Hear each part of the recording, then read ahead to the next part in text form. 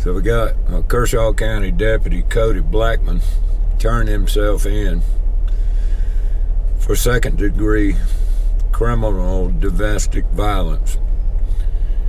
Apparently, he got a little rough and tumble with his ex-wife, and now he's turned himself in at the sheriff's department at the jailhouse. What's interesting about this is this goes back a ways, where another sheriff's deputy at the Kershaw County Sheriff's Office under Lee Boan was having an affair with Cody Blackmon's wife, and Cody found out about it. And apparently Sheriff Lee Boan thought that was outside of the job, and as long as it didn't affect the job and all, this was out of his realm. And it was only after Cody Blackmon kept complaining, and as an investigator, Cody Blackmon would take over investigation when this other guy, who was just a regular deputy, would find a case and have a case, and he'd turn it over to the investigator. And so Cody had to work with this guy all the time. Now, you'd think that would generate some kind of ill feelings and all. Well, this went on, and it wasn't until Blackmon kept complaining enough that Sheriff Lee Boan actually had the other guy resign. So then we move forward, and Blackmon gets into this with his wife. Was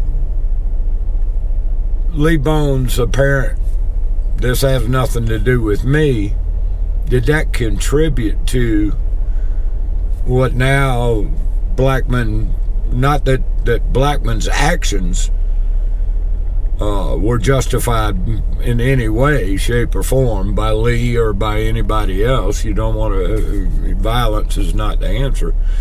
But by prolonging and not nipping in the bud what was going on inside the sheriff's department and outside, which the two are interconnected. Well, is Lee in any kind of way, shape, or form responsible? And I think it is. It's interesting to note that back in the early part of Lee Boan's tenure as sheriff, there was another incident similar to this, where a deputy was having an affair and this kind of thing, and Lee Boan stepped in and required the guy to get help from the Alpha Center.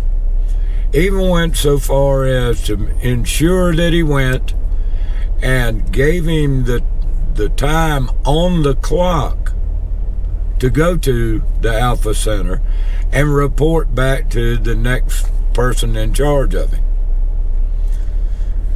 That was the right decision. That was early in his tenure.